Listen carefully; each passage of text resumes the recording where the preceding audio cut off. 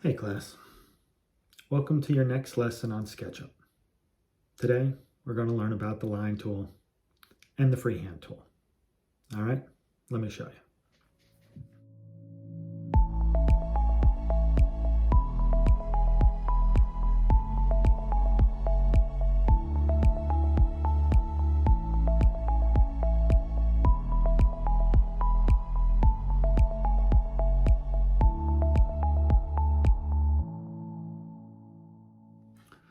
All right, I always start here in SketchUp. I just went to my little plugin and all my Google apps and I came here. So let's just start a model. All right, now the tool we're going to focus on is right here, the line tool. We're going to deal with the normal line tool, which looks like a pencil, and a squiggly line, which is freehand. And it'll tell you exactly what they are when you put your mouse over them.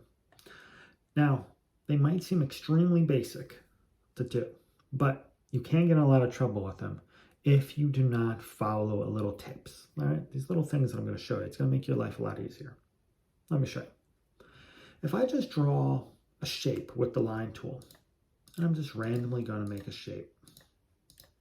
And what makes a shape is when lines are closed. So I'm going to close this shape. Well, if it's closed, it should fill in, right? It's closed. All the lines converge together. It's closed.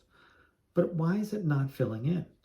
Well, if I rotate around this work, I find out that it's not really a shape that I think it is. It's actually drawn on the floor and not as a wall, which I thought it was.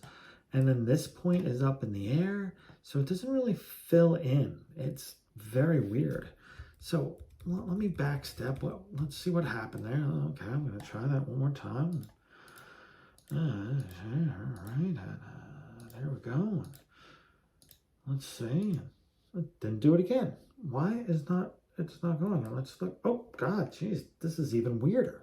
This one's coming jabbing right at me. It doesn't make a lot of sense. So the reason why it's not filling in is because the lines are not on the same plane. All right, and that's how you can get it to work. All the lines need to be on the same plane, and that means the X, Y, or Z coordinates, or the red, blue, or green coordinates that's on here. All right, so how do we get all of our work on the same plane or coordinates? Well, it's the same thing that I told you guys in the very beginning with the first one. It's important to look at the surface that you want to work on. So I'm going to take this off and let's go through that. If I was going to draw it on the floor, I have to make sure that I'm looking directly at the floor. And I'm also going to wait for some cues that the assistant is going to help me with. All right. So as you can see here, the line is green because the line is perpendicular to the green axis, meaning that it's going perfectly horizontal. And here you go. This one is going perfectly horizontal, but on the red coordinates or the red axis. And then this one is going perfectly green, but also a dotted line comes up to tell me that it is even with the other line, so I'd get a perfect box. There we go, that these are now perpendicular to each other. These are perpendicular to each other, and these two are the same length as these two. All right, because they have that little guide that helps us. You can also do this in this direction as well. Again, I want to look it straight on. I want to do it flat, looking straight on. All right, straight on. I looked at straight down. Now I'm looking straight perfectly at the side, and I get the same thing. Now, if it's blue, that means it's perfectly vertical. If it's red, it's perfectly horizontal.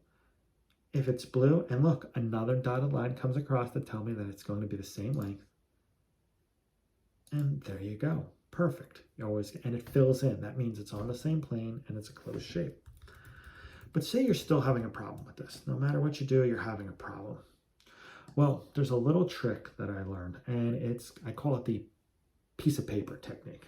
And basically, I'm going to make a square, and you can do it flat on the ground or perfectly on the side, and then you draw your lines on the piece of paper, kind of like you would do in a real physical life. And all you have to make sure is that when you're using the lines, it says on face. As you can see right there, it says on face. So now when I click, that says on face, that says on face, that says on face, that says on face, and you get the point. Now you can have whatever line that you want. And you know that you did it correctly because look, if I go back a step, and you see how the line's dark at the moment? And then when I click on it, it goes lighter. That means that it's actually now part of the surface. It's part on that plane. So now you can move and manipulate this because it is flat and you can manipulate it. But say you still have this piece of paper in the background. You're like, oh, well, that's great. I like this shape, Mr. S, but what about this around? Well, that's real easy. Even though I said we're only learning about the pencil tool, but this is a perfect time to bring up the eraser tool. I'm going to just take the eraser tool.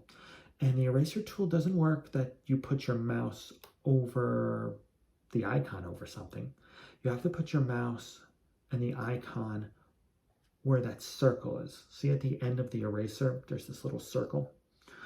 Well, when you put a line within that circle, whatever's in that circle will be erased. So I click there.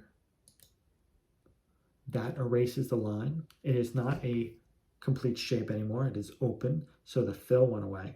But you still have these three floating lines. So get rid of those two, get rid of that one, get rid of that one, and get rid of that one. And there you go. And now you can play around with the shape. And you can push and pull this.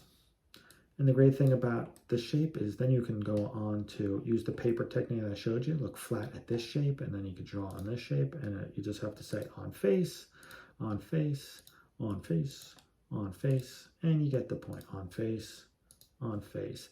That is a closed shape, and you can push and pull that as well. And you can play around with it, push and pull this, push and pull that, push and pull this, you know, play around with whatever you want. The other tool on this thing is called the Freehand Tool. Now, I'm going to be honest with you. I don't use it that much. Not really at all. I sometimes will use it for curves of cars, like a front fender or side panel, but I don't use it that much. Having objects that are very free-formed are great for organic objects, humans, people, flowers, plants, whatever, organic objects. We don't make a lot of organic shapes mechanically because they don't really have great structure or structural integrity to them. But you can draw something and you can draw it on any plane that you want. The great thing about the Freehand tool, it locks to a plane, meaning that it will lock to the blue plane, the green plane, or the red plane. So if I draw this and this is green, it's locked to the green plane. As you can see, it doesn't move, it stays green, and there you go. And you can push and pull that. If I moved over here, and I'm getting sometimes a little problem with my orbit tool. Sometimes it likes to lock on me. And now it's on the red plane. And it stays red the whole time. And there you have that one. And then if you point it down, you can have one on the blue plane. As you can see, it stays blue. And it's locked and it stays down. Now these can all be push and pulled. The flat parts of them can be push and pulled. This can be push and pulled. This can be push and pulled. This can be push and pulled. And they can be push and pull through each other too if you needed them.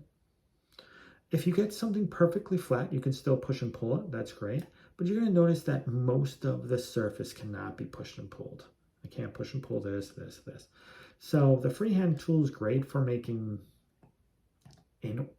organic shapes or some weird curves and stuff like that. Sometimes you'll get a straight line that you can do something with it.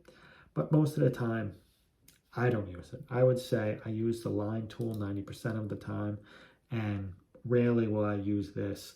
Mostly if it's like a fancy car, something that has nice smooth or curved lines or something like that, I will use the Freehand tool. All right. Well, I hope you enjoyed this little video about the Freehand tool and the line tool, and hopefully I'll see you guys in the next video. Bye.